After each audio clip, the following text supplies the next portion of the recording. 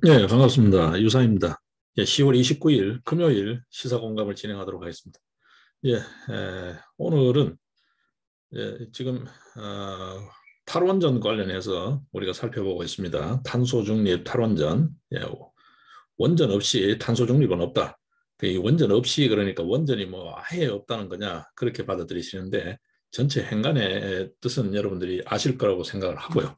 원전을 자꾸 이렇게 줄인다 그러고 원전을 적대시하는 그런 어떤 마인드를 갖고는 탄소 중립이라는 것도 공연물이다라는 거죠. 예. 어떤 의미에서 지금 신재생 에너지를 중심에 세우고 이제 화석연료, 그다음에 이제 그 탈원 원전까지도 지금 문제 삼는 이런 마인드로는 이런 무지막지한 어떤 의미에서 과학적 근거가 빈약한 한 치 앞을 내다보지 못하는 근시안적인 사고, 이런 사고로는 탄소 중립도 또 에너지 관련도 다 두 마리 토끼 다 놓친다. 그런 바보짓은 하면 안 된다라는 게 요점입니다. 원전 없이 그러니까 또 혹자들은 또 그래요.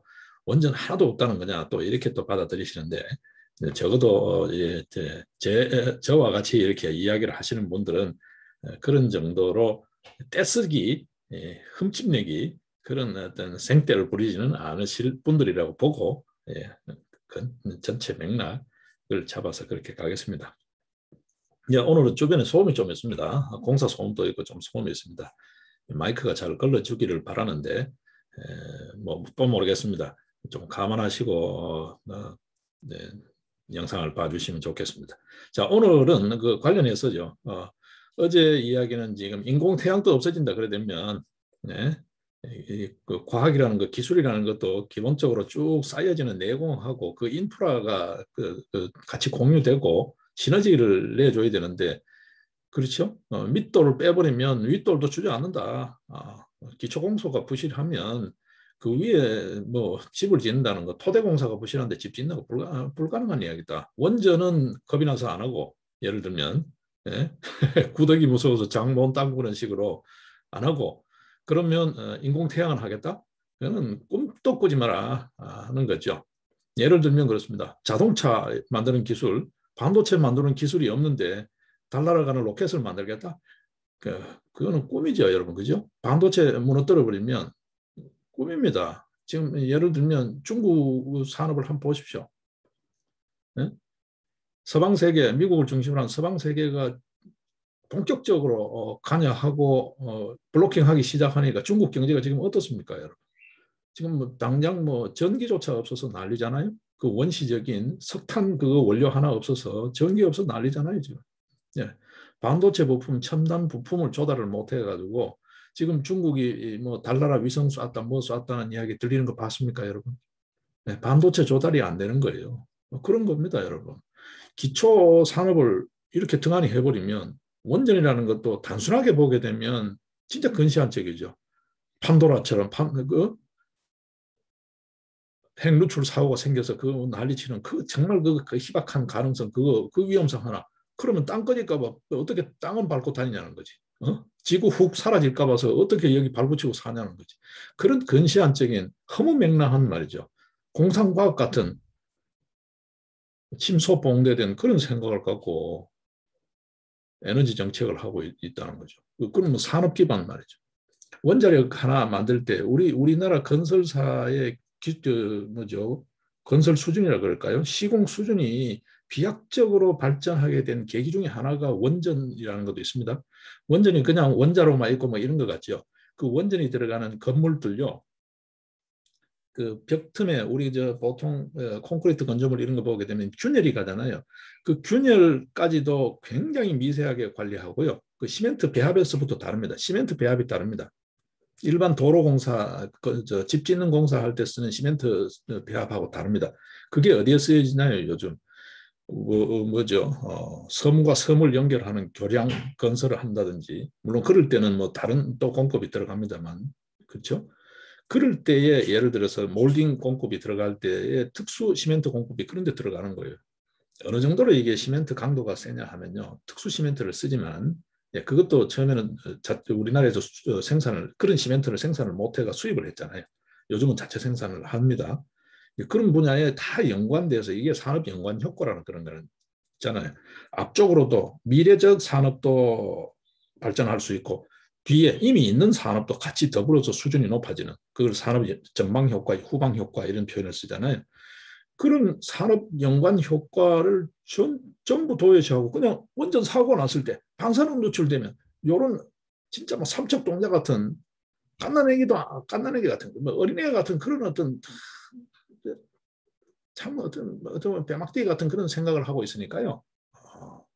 이게 무슨 국가 운영이라든지 설계를 하는 그런 부서에 일을 하고 있는지 참 한심합니다. 한심합니다, 여러분. 네? 이제는 그런 어떤 이데올로기성 이야기로 후려잡는 그런 정치 지도자는 절대 뽑으면 안 됩니다.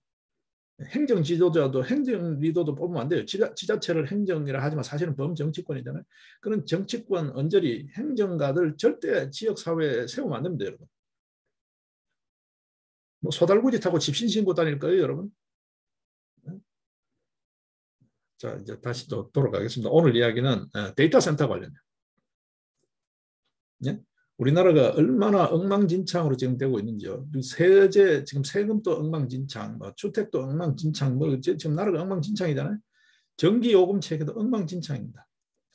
지금 오늘 드리고 싶은 말은 그거예요. 정말 우리가 신재생 에너지라고 하는 아직 미완의 기술 말이죠. 미완의 기술, 그리고 한계가 빤히 보이는 기술, 그 다음에 우발적 요인이 너무 많은 그런 기술을 갖고 이 정말 초정밀의 균질 중에서도 초균질적인 그런 어떤 첨단 산업을 바라보고 있는 4차 산업 시대의 에너지원으로 이게 정말 국가 산업을 받쳐줄 수 있는 에너지원인지 한번 생각해 보자는 거죠. 네?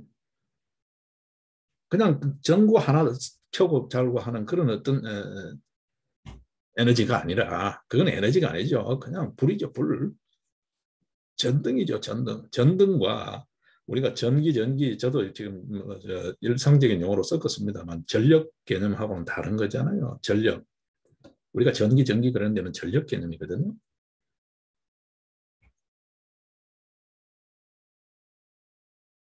이걸 볼 필요가 있죠. 그래서 오늘은 이제 그걸 합니다. 한전 전기 요금 체계까지 우리나라 전력 요금 체계까지 이야기를 오늘 좀 하려고 해요. 이게 전부 다 정치권이죠. 정부가 자꾸 간섭을 해가지고 전력 요금 체계가 지금 엉망누더기가 돼 있어요, 여러분. 그래서 이게 그렇잖아요. 정상적으로 일정 정도 정상 마진이라 그러죠. 우리가 원가 계산을 회계학에서 원가 계산을 하잖아요. 여러분 회계 원리 정도는 다 보셨을 거 아니에요. 회계 원리 가장 기본적인 그 뭐 대단한 회계사 정도 되는 전문적인 어떤 회계학이 아니어도 회계학 아니어도 회계 원리, 교양 수준의 회계 원리요. 요즘은 어떤 책이 잘 많이 보나 모르겠습니다. 저들 다닐 때, 저들 다닐 때만 하더라도 제가 7, 8학번이니까 한참 옛날 시절입니다. 그죠? 그때만 하더라도 이정호 교수의 회계 뭐 원리인가? 그 책이 기본 교양서로 많이 읽혔죠. 회계학과의 기본 교재로도 많이 쓰였는데, 뭐 그런 것까지 안 하더라도 우리가 통상 원가 계산할 때 들어가잖아요. 정상 마진은 들어가야 될 거잖아요. 5% 내외의 정상 마진. 그 정도의 이익이 되는 건 그건 이익으로 보지 않잖아요, 여러분. 그죠? 과도한 이익, 소위 말해서 이익력 거품, 그걸 문제 삼는 거지. 정상 이익이 나와야 감가상각, 그거 만들 때까지 들어간 여러 시설이죠. 인적, 물적 시설 유지 운영에 따르는 수선비가 나온다는 거죠. 그죠? 그리고 새로운 재투자를 할 수 있는 힘이 미천이 나오죠. 안 그러면 계속 투자한 거 깔아먹다가 끝나는 거죠. 떨어먹는 거죠. 세월 가면 떨어먹는 거죠. 그죠? 그게 정상 마진이란 말이에요. 이 정상 마진이라도 나올 수 있게끔 전력 요금 체계를 해줘야 되는데 그게 한전 자체의 자율성을 줘야죠. 그게 과도할 때를 견제하고 예를 들면 제재할 수 있는 그런 어떤 제재라기보다는 이거 바꿔라 하고 할 수 있는 그런 어떤 공론화 시스템을 만들어줘야 되는데 그냥 정부가 야 소비자 물가 전기요금 뭐 피부에 와닿는 거 제일 만만한 거죠. 한전 사장 너 들어와 봐. 전기요금 이거 가정용 전기요금 낮춰. 산업용 요금 전기요금 문제가 많은 것 같아요. 이거 좀 낮춰. 이런 식으로 자꾸 간섭을 해놓으니까 전기요금이 누더기가 돼 있어요. 이 결과 지금 어떻게 되는지 압니까? 어떻게 되는지 압니까? 가정용 전기도 터무니없이 싸고요. 그리고 대기업에 쓰는 전기요금이 터무니없이 싼 거예요. 정작 여러분 보십시오. 중소기업들 지금 다 죽어가 나갈 판이잖아요. 또 힘들잖아요. 대기업보다가. 대기업은 지금 더 잘 나가요. 코로나 이후에. 이 사람들 우리 중견산업, 기초산업들의 전기요금이 혜택이 가야 될 거잖아요. 어떤 의미에서. 우리가 통상 알고 있는 세제 차원에서 누진세하고도 막 역진세가 되어 있는 거예요. 대기업. 그러니까 지금 대기업들이 쓰는 전기요금요. 오늘 제가 말씀드릴 거는 데이터 센터인데요. 데이터 센터. 전기 먹는 하마 데이터 센터. 이게 이제 오늘 말씀드릴 내용입니다. 이 첨단 산업의 상징이잖아요. 어떤 의미에서. 앞으로 4차 산업의 중심이잖아요. 여러 산업들이 있습니다만 일단 데이터 센터 하나만 놓고 보자는 거죠. 지금 산업이 어디로 가고 있는지, 사회가 어떻게 가고 있는지. 이 데이터 센터의 풍력 발전, 태양광 발전, 그 전기를 가지고 이 데이터 센터 꾸려내간다고요? 천만의 말씀입니다, 여러분. 아니 옳시답니다. 어제도 우리가 살폈습니다만 풍력, 태양광 이런 거는 자연 현상에 따른 우발적 요인이 너무 많은 거죠. 변동 요인이. 그럴 때 비상용으로 늘 화력이 대비되어 있어야 돼. 이게 뭡니까? 이것도 하고 저것도 하고 다 해야 되니 2중, 3중 투자를 해야 되는 거예요. 하나만 하면 되는데 그런 거를 최소화시킬 수 있고 딱 짜임새 있게 군더더기 없이 딱 세팅을 할 수 있는데 소위 말해서 AI 알고리즘에 따라서 딱 깔끔하게 할 수 있는데 덕지덕지 다 달고 다녀야 되는 거죠. 혹시 모르니까 화력도 있어야 되고 혹시 모르니까 LNG 발전소도 있어야 되고 뭐 다 있어야 되는 거지.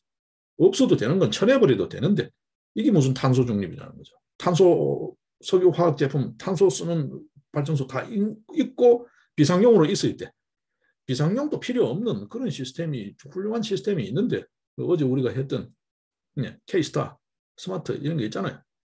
SMR 기술이 있고 인공태양 기술이 있는데 그쪽은 다 무너뜨려 버리고 바람개비 돌리고 햇빛 쬐고 있다는 거예요. 이 전기로 데이터 센터 홀릴 수 있냐 한번 보자는 거죠. 이제 그게 이제 오늘 이야기 주제입니다만 전력요금 이야기 다시 돌아가면 그렇습니다. 이 전력요금 체계를 정부가 간섭하면서 누더기를 만들어 나가지고 말이죠.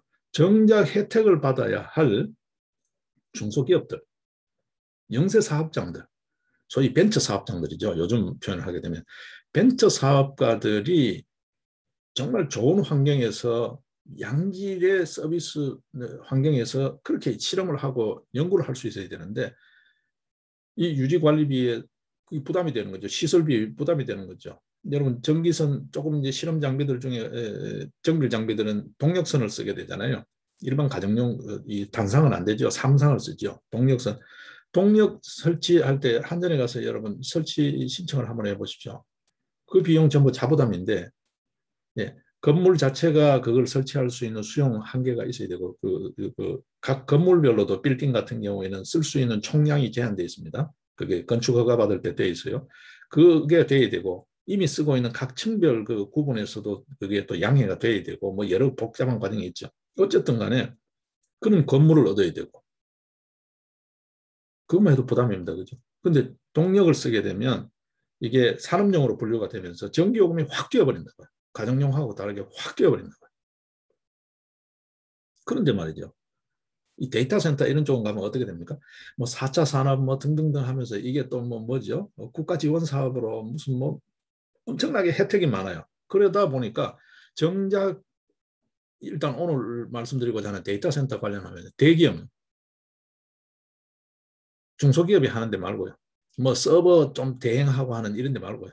대기업의 데이터 센터에서 서버 일부 이렇게 분양받아 가지고 또 임대해 놓고 하는 그런 게 있잖아요. 이 데이터 시장에서도 대도매상, 대기업이 있고 생산자가 있고 대도매상, 중도매상 뭐 이런 식의 있잖아요. 소비 구조로. 대기업은 오히려 정책 지원을 받고 지원금도 받고 그래 되는 거죠. 흡사 여러분 이야기 쉽게 하면은 테슬라 전기자동차 전부 다 지금 보조금 그래서 지금 이제 전기자동차 보조금이 다 거들나 버렸다는 거잖아요.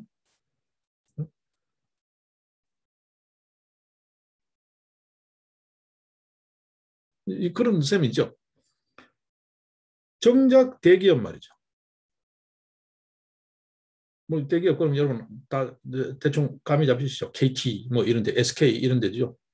이런 데이터 센터 하는 대기업들 그렇잖아 또 잘 나가는 대기업들 이 대기업들은 전기요금이 싸요. 그 데이터 센터에 공급받는 전기요금 이런 거는 또 이제 특혜를 줘요. 최근 들어. 예? 싸요. 그러니까 구글, 뭐 아마존, 애플 이런 애들도 야, 한국이 전기 품질도 세계 최고고 정말 최고 수준이거든요. 우리 전기 품질이. 전력 품질 이야기 할 겁니다. 그리고 요금도 엄청 싸다. 그 양질의 전기에 비해서 한국의 데이터 센터 만들자. 너도 나도 지금 한국의 데이터 센터 붐이 이런 거예요. 글로벌 호구가 돼 있어요. 우리나라가. 입한국에 풍력 바람개비 돌리고 햇빛 쬐서 그 전기로 그걸 돌린다고요, 여러분? 꿈 같은 소리입니다. 꿈 같은 소리.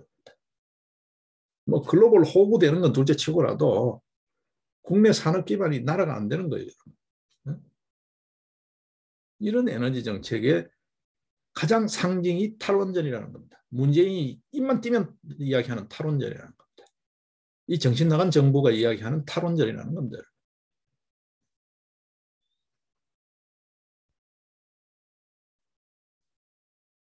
보겠습니다. 오늘 이야기로 가겠습니다. 데이터 센터. 데이터 센터. 자, 일단 그 전에 전기에도 품질이 있다. 이 통상 이제 원론적으로는 전력입니다. 전력. 파워죠. 파워입니다. 일렉트릭이 아니고 일렉트리시티가 아니고 일렉트릭 파워를 이야기하는 거예요. 일렉트릭 파워 퀄리티라고 그러죠. 영어식 표현을 하게 되면 파워 퀄리티요. 파워 퀄리티. 이 전력에도 품질이 있다. 전력 품질이라는 게 뭐냐라는 거죠. 있습니다. 이게 이제 사전적 개념적인 것도 대략 한번 보겠습니다. 전압, 주파수, 그다음에 파형. 이 전기에도 주파수 파형이 있습니다. 우리 심전도 그래프, 사람 몸에 심장에 이상이 있나 없나 미리 이제 질병 예측을 할 때도 심전도 그래프를 보잖아요.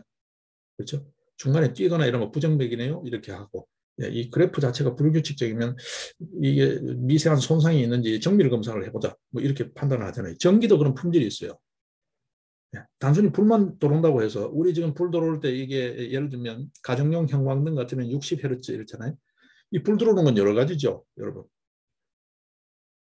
배터리로 들어오는 것도 있잖아요. 랜턴 뭐 이런 거. 건전지로도 들어오는 게 있다고요. 그 같이 밝은데 우리가 체감할 때는 별 차이 없죠. 어둡다가 밝다가 어둡고 밝은 것밖에 모르는데 그게 이제 소위 말해서 제가 등다는 거, 전등다는 거라고 하는 거예요. 근데 산업용 전기하고는 다른 거예요. 이게 빛만 들어온다고 해서 주파수라든지 뭐 전압이라든지 우리 빛만 들어오는 거는 여러분 3볼트짜리 건전지만 넣어도 불이 없잖아요. 그러면 전압이 따라주지 않죠. 전압하고 전류, 주파수 예를 들면 이게 가장 중요하게 보는 게 전압이에요. 3볼트짜리로 가지고 여러분 모터를 돌릴 수가 없잖아요. 그렇잖아요. 자동차를 예를 들면 더 이해가 쉬우실 텐데 예를 들면 그랜저가 달릴 엔진하고 차량에 탑재될 때 하고 포드 엔진하고 포드 엔진을 그랜저에 갖다가 해가 껍데기를 씌워 놓으면 그게 그랜저 출력이 나오냐고요. 그 이야기입니다. 전압이라는 게. 지심이 되냐는 거지. 그게 왈칵왈칵 하냐 아주 정밀하냐 그죠 스무스하냐 뭐 부드러우냐 이 말이죠. 여드름 턱턱턱 덕진한 꼼보가 된 얼굴이냐 그야말로 화장 하나 안 해도 뽀송한 얼굴이냐 그 차이가 나죠. 잘생기고 못생긴 걸 떠나서 그죠. 이게 전기 품질이라는 거예요. 전압, 주파수 그리고 파형까지도요. 이게 얼마나 안정이 되냐 얼마나 진짜 한겨울 잘 얼은 얼음판 바이칼로 호수에 언 그 얼음판처럼 매끈하냐 거칠고 두툴두툴하냐 상처가 나 있냐 철 제철소에 철을 만들어도 그렇잖아요. 겉으로 볼 때는 똑같은 철인데 광학 현미경이나 전자 현미경으로 들여다보면 그 안에 기포가 얼마나 있냐 이게 이제 철의 품질을 결정하는 거잖아요. 전력도 마찬가지로 그러니까 편하게 전기도 마찬가지로 품질이 있는 거예요. 이게 게이밍 안 됩니다, 여러분. 풍력하고 태양광하고요. 전기 품질을 측정하는 방법이 있고 장치가 있습니다. 거기에 갖다 들이대면요. 이거는 그야말로 그냥 뭐 전등이나 켜는 거예요. 전등이나. 이 전기를 전기라고 우기고 있는 이 에너지 정책 전문가들이 있을 거예요. 분명히 있을 거예요. 근데 이 정치권, 이 돌대가리들, 이 정신 나간 놈들, 이놈들이 자꾸 저들 입맛대로 저 표대로는 것만 자꾸 강요를 하니까. 그리고 저 주비 챙길 거, 지 똘마니도 챙길 거. 태양광 하게 되면 그 기존 전력 산업이라는 산업 체계가 어떤 새로운 게 생기니까 전부 쥐똘마이들한테 이권이 돌아가는 거죠. 지금 그러는 거잖아요, 여러분. 대표적으로 대장동 게이트 보고 계시잖아요. 저끼리 나눠 먹게 하는 거. 이게 예산이라는 거죠, 지금. 물론 뭐 그런 요소는 다른 쪽으로 우리가 다른 시사 문제를 좀 더 정밀하게 들여다봐야 됩니다, 그렇죠? 이런 헛돈을 쓰고 있는 거예요, 지금. 헛돈을 쓰고 있는 거예요, 여러분. MB 정부 때 4대강은 걔들 식으로 지금 계속 몰아세우는 거고요. 자금 규모에서도 일자리하고 비교해서도 게임이 안 되잖아요, 여러분. 지금 얘들을 지금 돈 쓰는 거 한번 보십시오. 그리고 돈 쓴 것만큼 값어치가 있는 짓을 한 곳이 구석이 어딘지 한번 보십시오. 엉망진창을 만들어 놨잖아요. 그렇죠? 일단 전력, 그러니까 전기 품질이 좋다. 전력 품질이 좋다는 게 뭐냐 하면 전압이 안정이 돼야 돼요. 주파수가 아주 골라야 돼요. 전격 주파수라 해야 돼요. 예? 우리가 보통 쓰는 거는 전부 교류죠. 직류가 아닙니다. 그죠?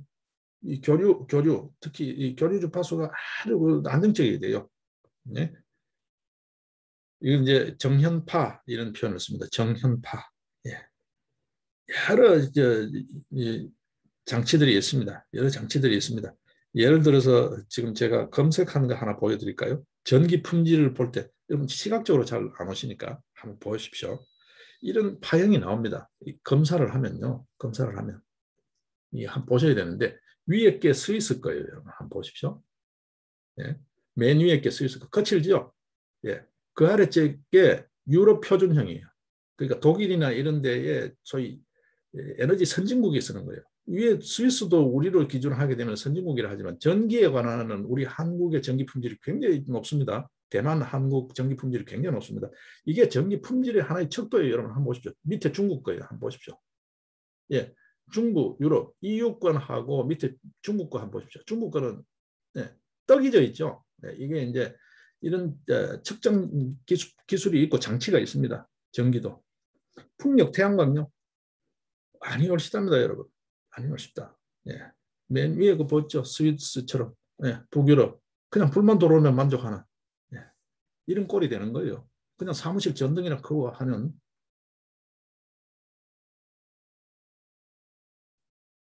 이런 겁니다, 여러분. 이 가까이 있는 싱가포르하고 영국하고 전기 한번 보실래요? 이렇습니다. 예. 위에 게 싱가포르이고 밑에 게 영국 거예요. 대략 보이시나요? 보이시죠? 예. 이 품질 형편없죠, 여러분. 예? 중부 유럽 비교했을 때 형편없죠. 중부 유럽도 전체적으로 보면 전력 품질이요. 큰 주기로 보게 되면 전체적으로는 조금 고른 편에 속하지만 큰 주기로 보게 되면 기울기가 심해요. 이런 것까지 다 모르거든요. 이런 면에서는 우리 전기가 굉장히 우수합니다. 근데 이게 이제 우수한 품질을 받쳐줬던 게 수력, 원자력 이런 쪽이었거든요. 화력하고 LNG 이런 쪽은 순간 급할 때 전기를 쓸 수 있다는 거지 전기 품질은 굉장히 거칠어요. 풍력, 태양광력 게임이 안 됩니다, 여러분. 전기 품질에서 이게 이제 전력도 품질이 있다, 퀄리티가 있다 그런 거예요.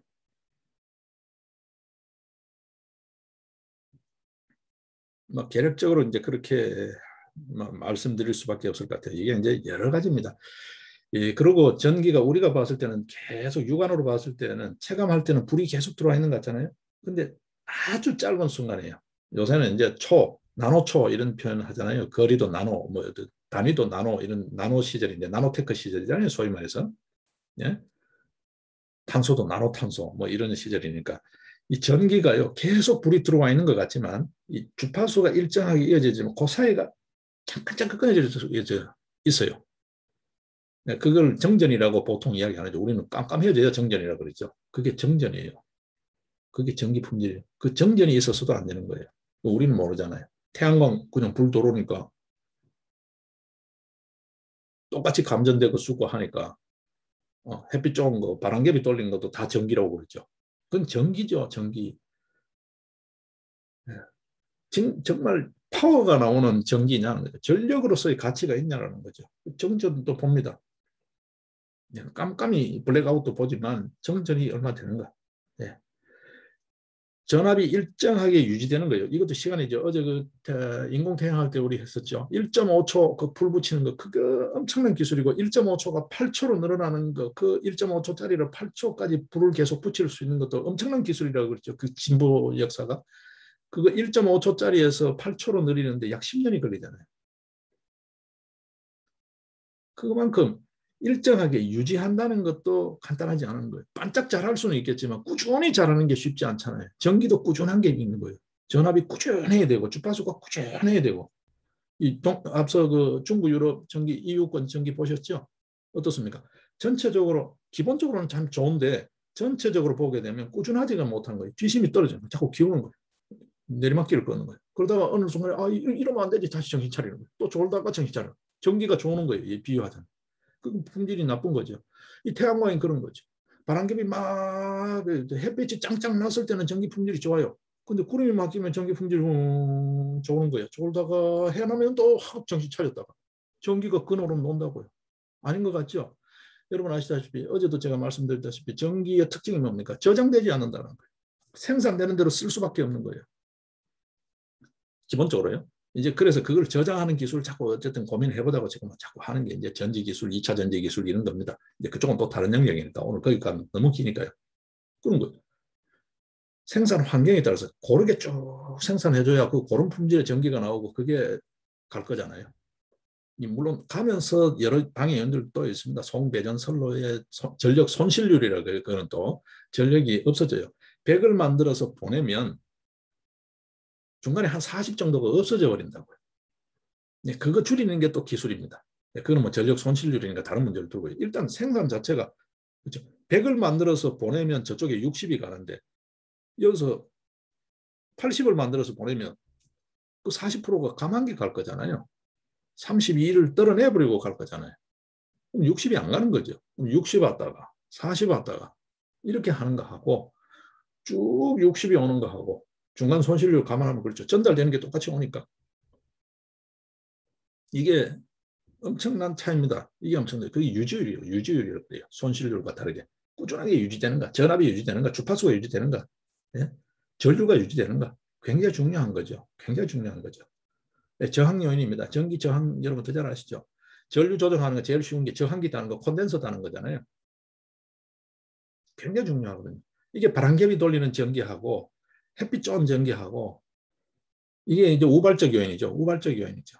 그죠? 바람 세게 불었다가 약하게 불었다가 햇빛 강하게 쬐었다가 뭐 여름철 전기 햇빛 짱짱하게 날 때 하고 겨울철 햇빛 일조량이 적을 때 하고 이거는 뭐 일조량은 인간이 어떻게 할 수 있는 게 아니잖아요.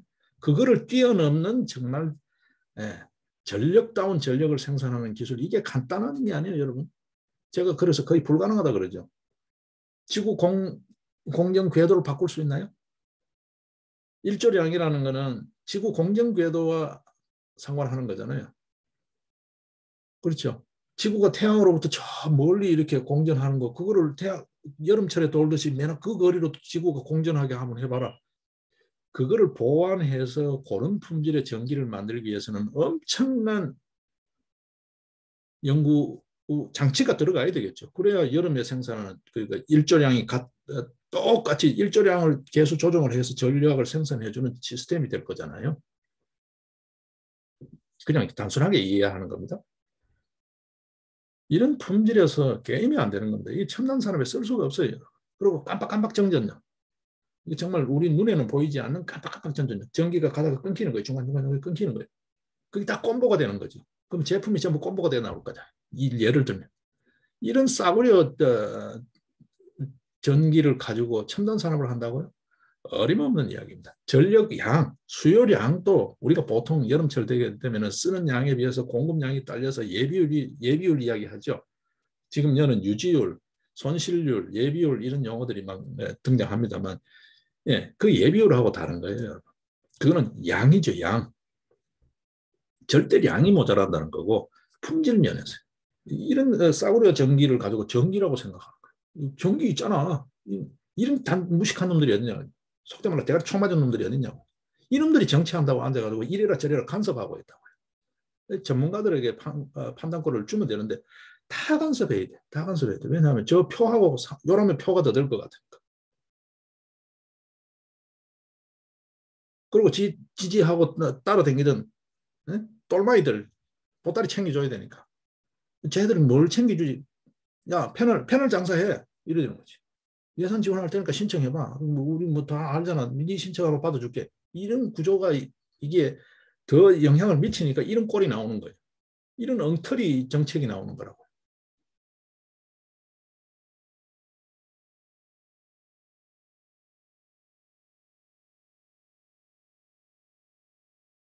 예, 지금 이런 게 이제 전체적으로 다 지금 우리 가정용 전기만 보통 가정용 전기의 정전이라 그러면 진짜 불이 나가는 거죠. 깜빡이라도 나가고 불이 꺼지는 거죠.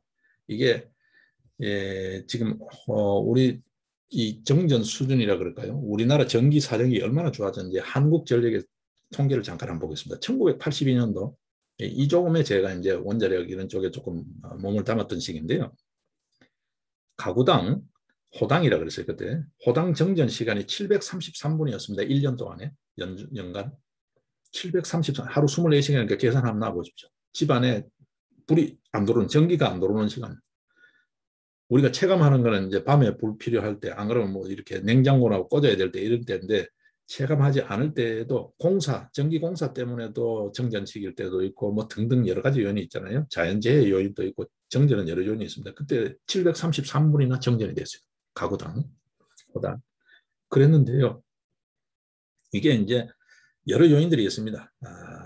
전기 송배전 시스템을 굉장히 한국전력이 전산화를 굉장히 빨리 했는데요. 80년대 초부터 전산화를 한 거죠. 여러분 옛날 그 재난안전방송 같은 거 할 때 되면 재난 중앙사고수습대책본부를 어디에 차립니까? 한전 상황실에다가 차립니다. 한전이 전국에 다 그런 그 정보망이 되어 있기 때문에 요새는 이제 따로 나가 있습니다만 뭐 요새 어디 할 것이 전부 다 전산망이 다 되어 있잖아요. 예전에는 한전이 그게 가장 잘 되어 있었어. 전부 한전 중앙사고 상황실에다가 중앙 재난대책본부를 세우고 그렇게 했죠. 좀 기억하시는지 모르겠습니다. 옛날 자료 보면 그런 게 있을 거예요. 이게 1982년도에 733분이던 것이 정전이 2013년에 11분 53초로 줄었어요. 얼마나 혁신적입니까, 여러분? 이거 전 세계 어느 나라도 해내지 못한 거예요. 네? 2017년에요. 불과 4년 사이에 11분 53초, 2013년에 11분 53초 호당 정전 시간이 9분 8초로 줄었어요. 이게 엄청난 혁신입니다, 여러분. 전 지구적으로 봐더라도 이런 유례가 없습니다. 1년에 10분이 안 된다는 거예요. 정전 시간이. 전기 안 들어오는 시간이. 진짜 뭐 전기에 관한 지상낙원이죠, 우리나라가. 이런 기술을 우리가 갖고 있는 거예요. 그걸 받쳐주던 게 중요한 요인 중에 하나가 원자력입니다. 화력 이런 거요. 화력 발전소 효율은 높아요. 순간 효율은 높은데, 예? 뭐 요즘 이야기하는 그런 이제 미세먼지라든지 이런 거 요인이 많고요. 그거보다가도 화력 고장이 잘 나요. 화력 발전소요. 걸핏하면 그 부품들 고장 나서 수리하고 해야 돼요. 화력이 그런 단점이 있습니다. LNG도 그렇고요. 건설 공기가 너무 길고요. 관리가 굉장히 힘들어요. 그런데 원자력은 사고 그거 하나요.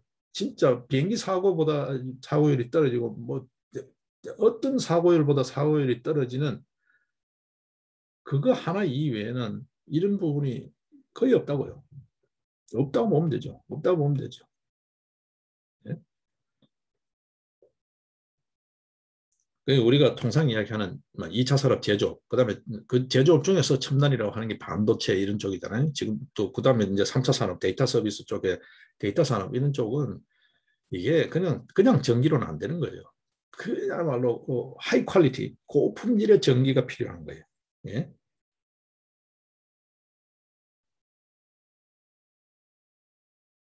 참 그 전기 품질을 너무 모르는 무식한 소리를 지금 하고 있는데요.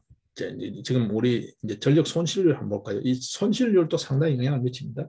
여러분 예를 들면 수돗물을 예를 들면 수원지에서는 아주 깨끗한 물을 보내서요. 근데 중간에 받는 파이프라인이 전부 녹이 슬고 해가지고 가정에서 꼭지를 트니까 얼마 전에 인천 이런 데 보게 되면 뭐 붉은 물이 쏟아지는 수돗물, 뭐 이상한 불순물이 나오는 뭐 벌레도 나오고 이런 수돗물이 있었죠. 그게 수원지에서 물이 그런 건 아니잖아요.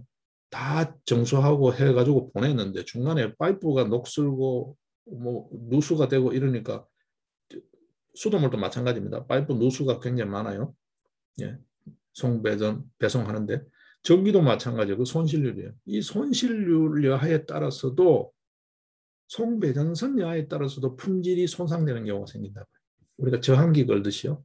네. 저항 요인, 손실 요인이 생겨서 품질이 떨어지고 오락가락하는 수가 생기는데 이것도 이제 손실률도 품질에 영향을 미치는 거죠. 우리나라가 정말 세계 최상위권이라는 게 어느 정도인지 한번 보실까요? 전력 손실률, 이거는 다른 개념입니다. 앞서 품질에, 물론 전체적으로 보면 큰 틀에서는 다 품질이에요. 스페인 같은 경우 말이죠. 프랑스를 볼까요? 스페인 빼버리고요. 스페인은 10%가 넘어요. 손실률이. 예. 송배전 손실률입니다. 프랑스 같은 경우에 7.5%예요. 7.5%예요. 미국이 얼마인지 압니까? 5.1%예요. 그럼 우리도 얼마인지 압니까? 3.57%예요, 여러분. 이 전력 손실률은 그야말로 전력 손실률 1%를 줄이면, 그래서 요즘 돈은 잘 모르겠습니다. 80년대 초반 같은 경우에 전력 손실률 1%를 혁신할 수 있으면 4천억이라고 해서 그 당시 돈으로, 그 당시 환율 이런 거 다 대비를 해서 지금까지 검토를 하는 차원에 따를 거예요. 4천억 정도가 순이익이 발생된다 그랬어요. 이게 손실률이라는 겁니다. 그리고 직접 전기를 소비하는 소비자 입장에서는, 기업이나 소비자 입장에서는 품질에 관계되는 거예요. 저가의 품질을 받고 돈은 비싸게 내는가, 고가의 품질을 제공받고 싸게 내는가, 이게 원가에도 영향을 미치겠죠. 이게 전기 품질이라는 겁니다. 전기 품질에서 시간을 너무 많이 보내는 것 같습니다. 그죠? 이 이야기를 조금 건너뛰겠습니다. 이런 전기에도 품질이 있다. 전기에도 품질이 있다. 그냥 단순히 말로 하는 막연한 이래서 전기가 품질이 좋은 거야라고 우기는 게 아니고 이 측정하는 방법도 있고 있습니다. 측정 방법 잠깐 자료를 제가 보여드릴까요?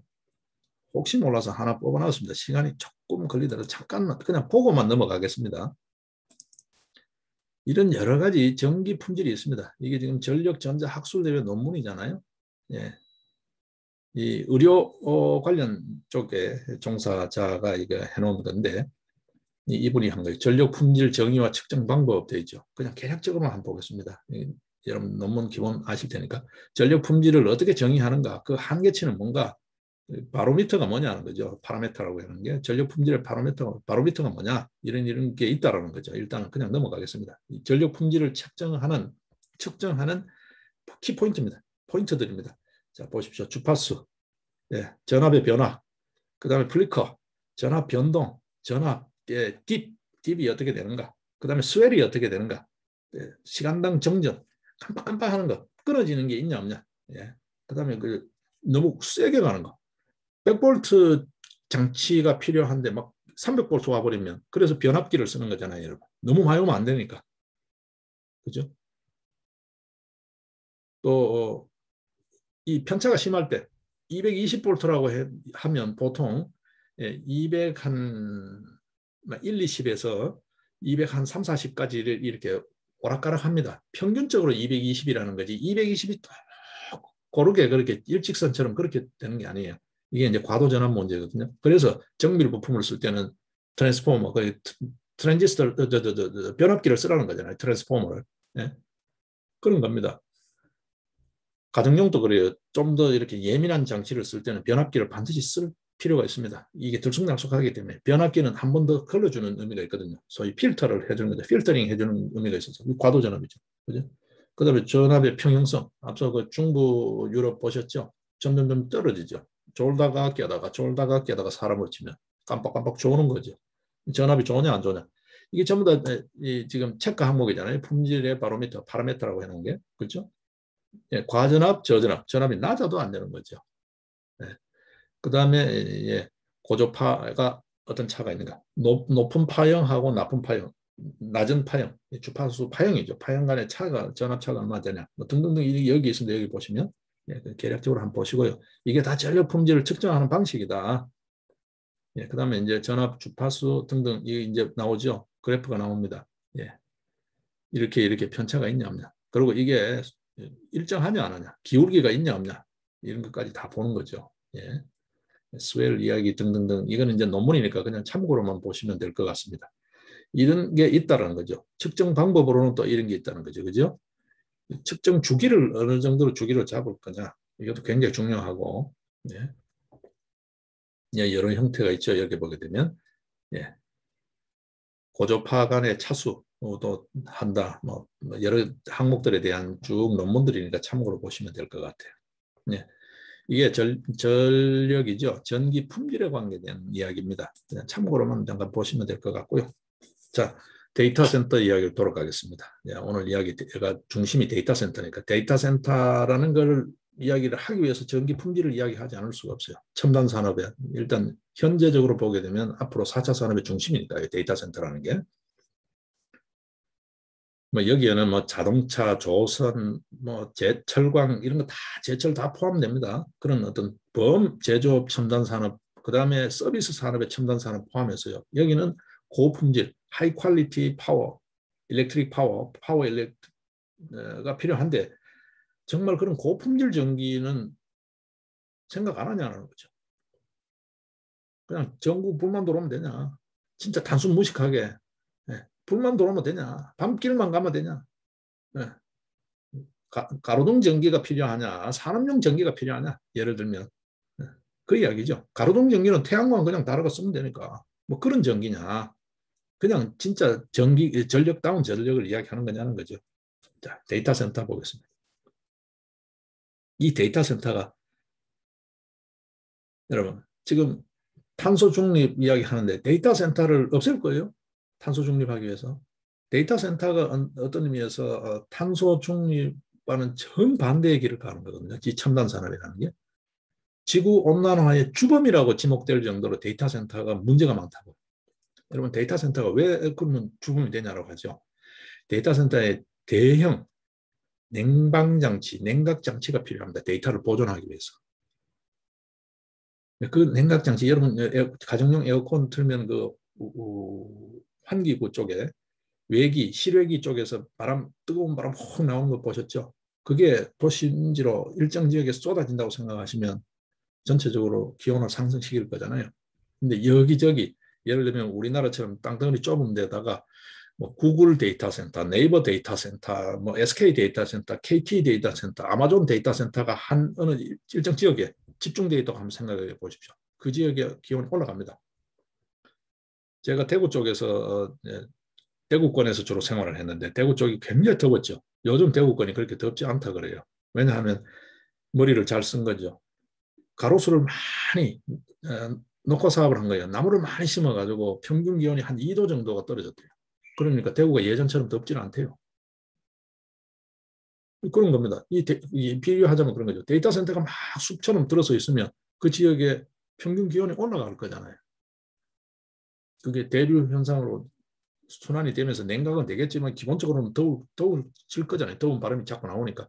이 대형 냉방장치가 온실가스의 주범이라는 거예요. 그렇게 지목이 되고 있어요. 그래서 탄소 중립이 정말 데이터 센터 때문에 되겠냐는 이야기가 나올 정도거든요, 여러분.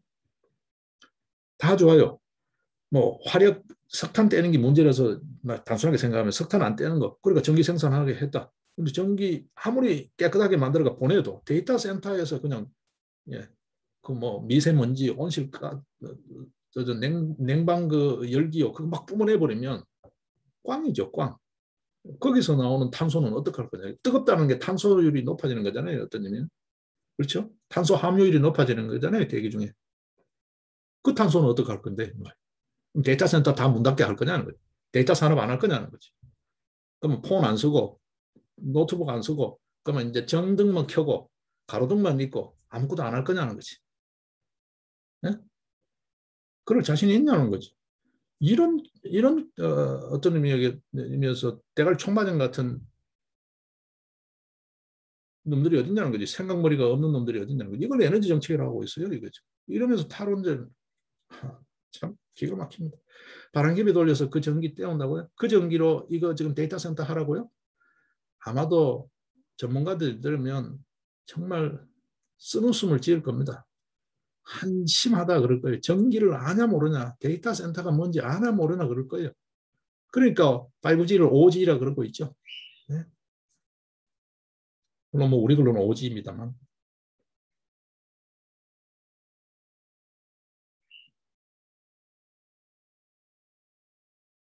이 데이터 센터 전기 먹는 걸 좀 봐야 되는데요.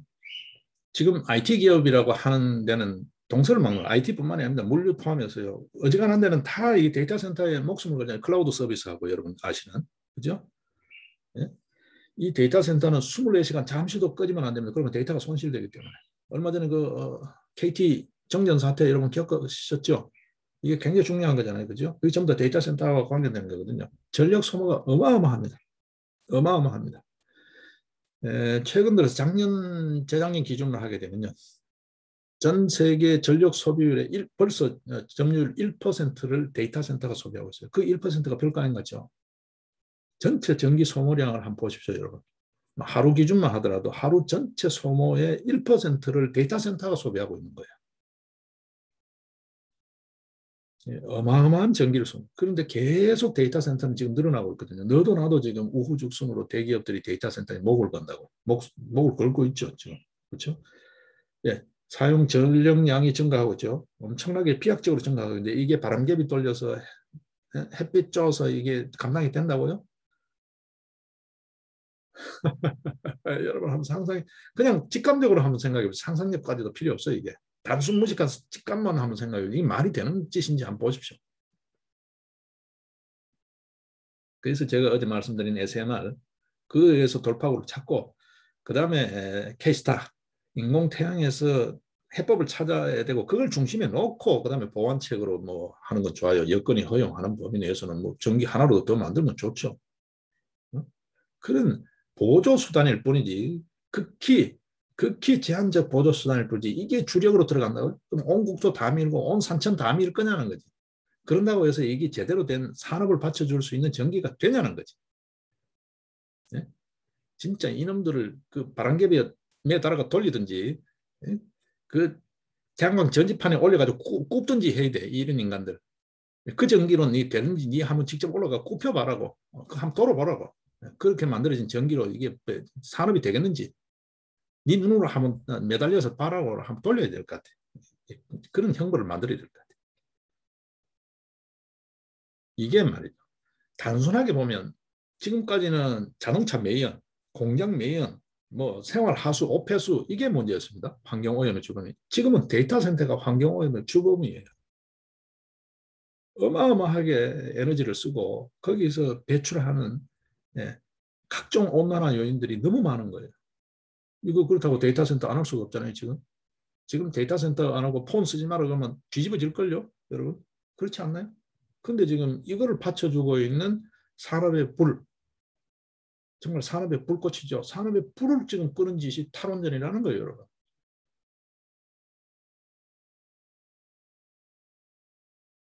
에너지 정책이라는 거예요, 지금. 네? 친환경 데이터 센터요. 이 참 웃기는 소리입니다, 여러분. 눈 가리고 아웅하는 게 친환경 데이터 센터라는 거예요. 친환경, 그러니까 태양광이나 예를 들면 탄소 에너지를 안 쓴, 석유화학 에너지를 안 쓴 바람개비 돌린 거, 풍력, 그 다음에 햇빛 좋은 거, 태양광, 그 전기를 많이 쓰라는 건데, 100% 쓰라는 건데. 참, 얼마나 한심합니까, 여러분. 그 전기 쓰면 뭐합니까? 앞서 이야기했죠. 데이터 센터 자체가 오염원이라고요. 탄소 배출 업체라고요. 온난화의 주범이라고요. 그건 이해하셨죠? 그죠? 이게 RE100이라고 합니다. RE100. 이걸 뭐라 그러죠? 재생에너지. 재생에너지를 100%로 쓰라는 거지. 제가 말씀드렸잖아요. 재생에너지로 만든 그 전기를 100% 써도 데이터 센터라는 것 자체가 기본적으로 탄소 배출 공장이라는 거예요. 이거 어떻게 할 거냐는 거지. 그 배출된 탄소를 수거, 순환, 그걸 거르는 것도 또 에너지가 필요한데 그게 풍력 돌려서 되는 그런 눈 가리고 아웅하는 정책으로 이게 되겠냐라는 거죠. 산업이 되겠으며 근본적인 대책이 되냐는 거죠. 이런 짓을 지금 하고 있다는 거죠. 네? 말 그대로 데이터 센터는 전기 먹는 하마자 탄소 배출의 주범입니다. 온난화의 주범이에요. 온난화의 주범이에요. 그 에너지 효율 문제를 지금 고민하고 있는데 이거는 이제 데이터 센터 자체의 기술 문제고요. 그 에너지 효율 문제는 그보다가 더 큰 문제가 지금 예를 들면 우리나라만 하더라도 데이터 센터가 전부 수도권에 지금 집중되고 있잖아요. 서울하고 경기 쪽에. 그죠? 뭐 특정 지역을 이야기해서 그렇습니다만 판교 뭐 이런 쪽에 전부 다가 데이터 센터잖아요. 네이버 데이터 센터 무슨 데이터 센터 막 들었었잖아요. 이게 전기가 제대로 공급이 될까라는 거죠. 지금 이런 정책으로 해가게 되면. 네? 이게 공공부문도 있지만 예를 들면 여러분 보시게 되면 뭐 국민은행 전산센터 뭐 그냥 편하게 전산센터라고 이전에 썼던 거 기업체들 포함해서요.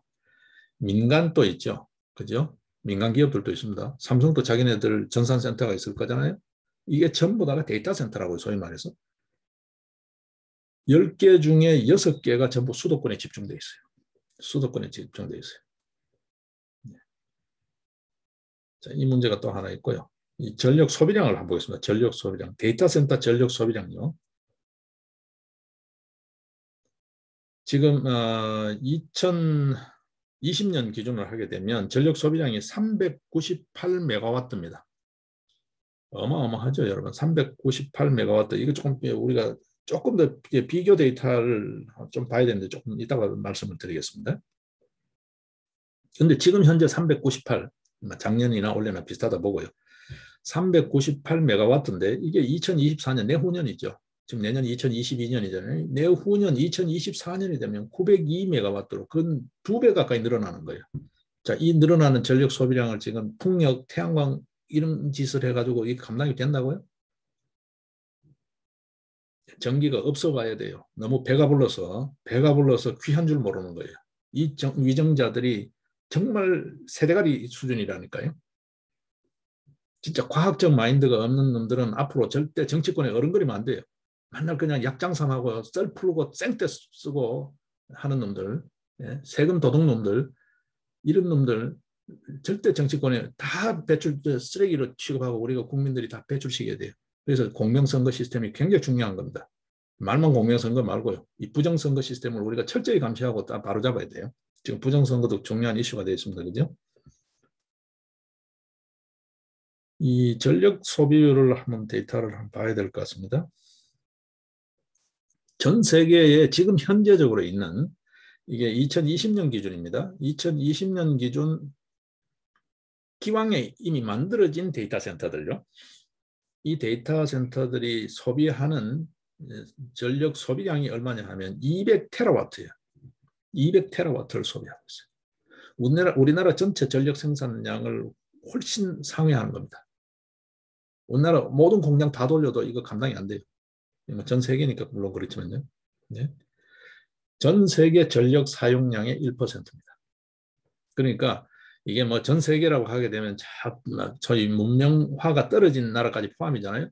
문명국, OECD 예를 들면 이렇게 높이면 이 비율이 훨씬 올라가겠죠.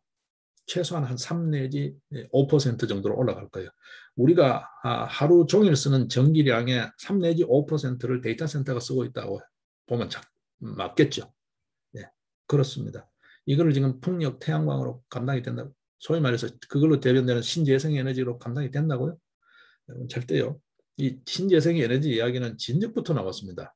진즉부터요. 80년대 중후반부터 나온 이야기예요. LNG부터 해서요. 네. 지금 우리나라가 글로벌 호구가 되죠. 앞서 말씀드린 품질 좋은 전기, 전기요금 자꾸 이렇게 이런 데 싸게 해라 해가지고 누더기 전기요금 체계를 만들어 놔서 지금 구글, 애플, 아마존 이런 기업들, 국내 기업 포함해서요. 국내에만 지금 이들 기업이 우리 한국에 운영하고 현재 2020년도 기준요. 운영하고 있는 데이터 센터가 158개소입니다. 158개소. 여러분 잘 모르셨죠? 우리 지자체 숫자가 몇 개입니까? 우리 도시 숫자, 인구 50만 이상의 도시 숫자를 뽑으면 거의 이 숫자일 거예요. 지자체 다 해봐야, 시군구 다 해봐야, 인구 3만 미만까지 다 해봐야 250여 개잖아요. 253개인가 258개 정도밖에 안 되죠. 250개 정도밖에 안 되죠. 그러니까 인구 30만 이상, 50만 달러, 30만 이상을 잡으면 이 데이터 센터 숫자하고 비슷할 거예요. 근데 주로 대도시에 집중되어 있으니까요. 지금 구글, 애플, 아마존, 유로 대변되는 글로벌 IT 기업이 운영하고 있는 예, 데이터 센터가 158개소예요. 우리나라에.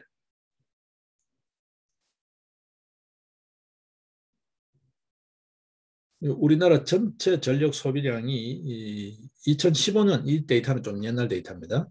2015년 기준으로 2,735억. 이게 이제 앞서 전 세계 데이터 센터가 200테라라고 그랬죠. 어림도 없죠. 우리나라 산업 전력 소비량이 2,735억인데 2015년 기준. 거기에 1%에 해당되는 26억 5천 킬로와트.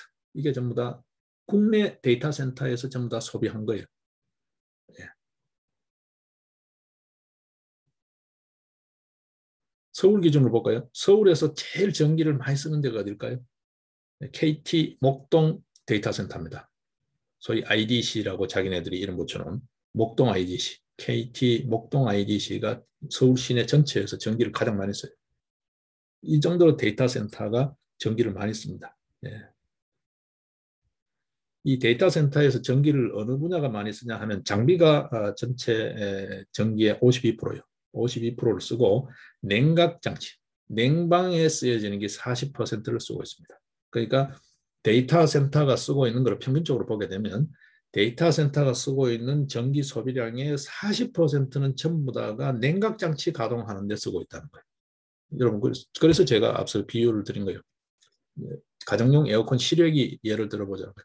그 쓰고 있는 막대한 전기량의 40%를 냉각 장치에서 쓰고 있는데 그 냉각한 식힌 뜨거운 바람이 전부 도심지로 쏟아질 거잖아요. 그 탄소는 어떻게 할 거냐는 거지. 아무리 친환경 에너지를 쓴다 한들 냉각 열로 해서 빠져나오는 탄소, 온난화 관련 요인은 어떻게 할 거냐는 거지. 네? 네, 이쪽에 또 뭐 기술 절감 노력이 있습니다. 그걸 하이퍼스케일 기술이라 그래요. 뭐 그런 노력들도 또 있습니다. 예.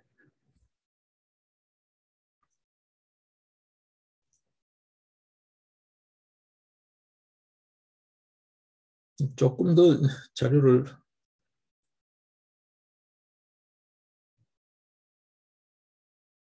재생에너지 구입은 방법이 아니다는 거죠. 네. 조금 더 자료를 한번 더 혹시 좀 더 보겠습니다.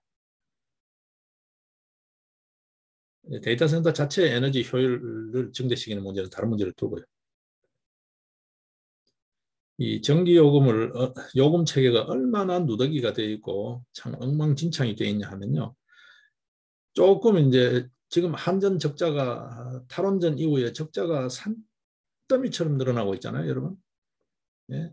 한전이 연간 이익을 내던 기업이 지금 적자로 돌아서 버렸어요. 그래서 지금 한전 적자 규모 자료를 제가 지금 안 가지고 있는데요. 지금 조 단위로 지금 늘어날 거예요. 4조 이야기가 나오고 있고 이미 조 단위를 넘어섰죠. 네. 4조 이야기가 나오고 있어요. 그렇게 적자가 산더미처럼 쌓이면 한전이 버틸까요, 여러분? 그럼 결국 전기요금 올려야 되잖아요. 제일 만만한 게 가정요금 또 가정전기요금이 될 건데 지금 그렇습니다. 이 전기요금에 너무 정부가 간섭을 많이 해가지고요. 엉망진창입니다. 자, 앞서 데이터 센터 전기 사용 그 비교 데이터를 한번 보겠습니다. 얼마나 쓰는지 여러분 감이 잘 안 잡히시죠? 1% 뭐 퍼센트만 하니까. 지금 서울에서 전기 가장 많이 쓰는 데가 목동 IDC라고 그랬잖아요. KT 목동 IDC. IDC라는 게 인터넷 데이터 센터의 줄임말이래요. 목동 하여튼 인터넷 데이터 센터. 여기가 이 데이터는 2016년 데이터를 제가 지금 우연히 찾았습니다. 1억 8천만 킬로와트의 전기를 썼대요. 1년에 1억 8천만 킬로와트 썼는데 이게 어느 정도냐 하면 예, 가구요. 가구 4만 8천 가구가 쓰는 전기 소비량이에요. 4만 8천 가구. 목동 데이터 센터 하나가 예, 쉽게 하면은 목동 데이터 센터 하나가 5만 가구 쓰는 전기를 쓰고 있다는 거예요. 예, 그거만큼의 가정용 에어컨이나 등등에서 그냥 단순 수치입니다. 예, 나오는 그 온난화 요인을 이 목동센터가 배출하고 있다. 이렇게 보시면 될 거예요. 네. 이 요인은 어떻게 할 거냐는 거지. 재생에너지를 쓴다고 해서 이게 해결되냐는 거죠. 그리고 재생에너지가 이걸 감당해내냐는 거죠. 네. 국내 전체 데이터 센터의 전력 사용량이 2016년 기준 하게 되면 2.8테라와트라 그래요. 2.2테라, 2000이 아니고 2.8테라와트, 2.8테라와트. 전 세계적으로 200테라와트인데 우리나라가 2.8테라와트를 쓰고 있대요. 예. 예, 그리고 증가율을 보게 되면 연평균 5.5%씩 증가하고 평균이고요. 최근 들어서 굉장히 글로벌 기업까지 우리 한국에 오면서 가파르게 상승하고 있다. 전기 소비 전력 소비율 증가율이. 근데 이게 태양광 풍력으로 이 가파르게 오르는 소비 증가율을 따라잡을 수 있다고요? 천만의 말씀입니다. 천만의 말씀. 네. 원전 하나가 말이죠. 이 지금 2.8테라와트 기준 하게 되면 원전 하나가 약 한 40%, 반 정도, 절반 정도를 감당할 수 있어요. 원전 하나가. 근데 태양광 풍력 몇 개가 있어야 얼마만한 면적에 얼마만한 바람개비가 돌아가야 이 전기를 만들어낼까요, 여러분? 강원도 전체를 거의 대부분을 초토화시켜야 될 겁니다. 여러분. 우리나라가 그만한 국토가 있나요? 입지 조건이 되는 데가 있나요? 이걸 지금 감당한다고요? 이거는 4차 산업, 입으로 4차 산업이지 첨단 산업이지 하지 말자는 소리죠. 그러니까 앞뒤 말이 안 맞는 소리를 그냥 개나발 불듯이 계속 떠들고 다니는 거예요. 이 정신 나간 짓을 하고 있는 거예요. 네?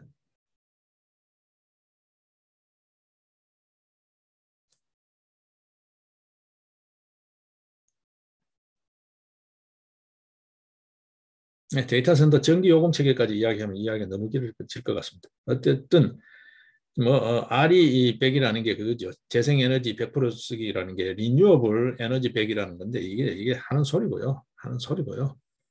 그냥 자꾸 이렇게 표, 포스터 이런 것만 만들어 가지고 자꾸 사람들 현혹하는 거예요. 현혹하는 거예요. 뭐 큰 틀에서의 방향성은 좋지만 방향성은 그러해야 하고 할 수 있는 한 노력을 해가야 되겠지만 또 다른 면에서 보게 되면 그거는 그거대로 보완책이지 그게 중심 기준이 아니라는 거예요. 인류 문명사에서 문명을 포기하지 않는 이상 산업 경제를 포기하지 않는 이상 그거는 방법이 아니다. 그게 중심에 서는 거는 그거는 방법이 아니다. 잘못된 방법이라는 거예요. 예. 이 점을 우리가 좀 알아야 될 것 같습니다. 오늘은 데이터 센터 관련 이야기를 좀 했습니다. 이 관련하게 되면 우리가 또 봐야 될 게 클라우드 서비스라든지 뭐 클라우딩 시스템이라든지 이런 것까지 또 가야 되는데 거기 가면 조금 다르니까요. 현재적으로 지금 에너지 문제, 이 탈원전 문제, 이제 이 정권, 문재인 정권도 거의 이제 막장이니까 막판이니까 끝나가니까 다음 정권에서는 반드시 재검토돼야 되는 게 에너지 정책입니다. 이게 산업 관련해서도 우리 경제 관련해서도 또 국제 경쟁력, 국가 경쟁력 차원에서도요. 우리 산업에 정말 세계적 경쟁력을 갖고 있는 첨단 분야, 최고 수준의 기술력을 갖고 있는 분야를 다 죽여버리고 이거 그러죠. 쌀 팔아서 죽 써먹는 이 짓을 해가지고는 나라의 미래가 없다. 우리 삶의 미래가 없다.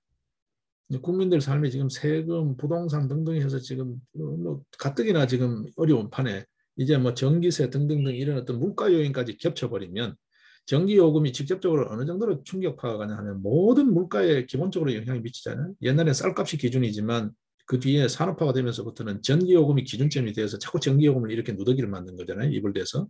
예.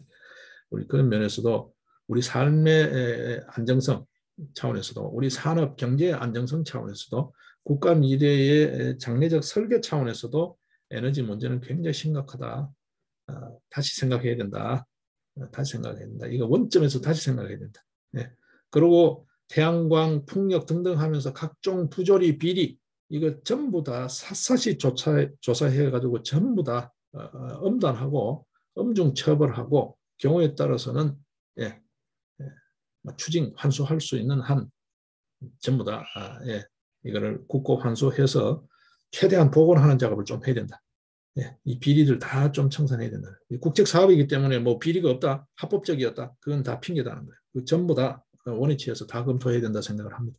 오늘 뒷부분이 조금 앞서 예, 전기 품질 이야기 쪽에 좀 시사 균형이 좀 안 잡혔습니다. 좀 많이 이 시간을 소비하면서 데이터 센터 쪽을 좀 자세히 못 본 면이 있는데 어쨌든 데이터 센터라는 거 하고 지금 데이터 센터를 이야기하는 게 예, 전기 소모량은 이렇게 전력 소비율은 점점 높아지는데 가파르게 또 사회는 그렇게 가고 있는데 이런 전기 만드는 재생에너지라고 하는 이 시스템으로 이게 감당이 되겠냐 이야기를 하는 게 초점이고요. 그 다음 이야기는 이게 탄소 중립이라고 하는데 정말 탄소 중립이 되는 짓인지를 한번 보라는 거죠. 예, 그런 면이 강합니다. 데이터 센터 관련 이야기로 전체 원전 관련된 시사 차원에서의 거친 윤곽 차원에서의 이야기는 정리를 하겠습니다. 예, 예. 지금 다음 시사는 문재인 정부 이제 시정연설 마지막 시정연설을 했다는 관련해서 여론조사요. 실제 까고 보면 여론 뭐 40% 맨날 국정수행 지지율 이야기하죠. 20%가 안 된다. 이게 진짜다라는 이야기 중심으로 해서 좀 보겠습니다. 예, 예, 예, 오늘 이야기 좀 정리하겠습니다. 예, 고맙습니다. 다음 뵙겠습니다.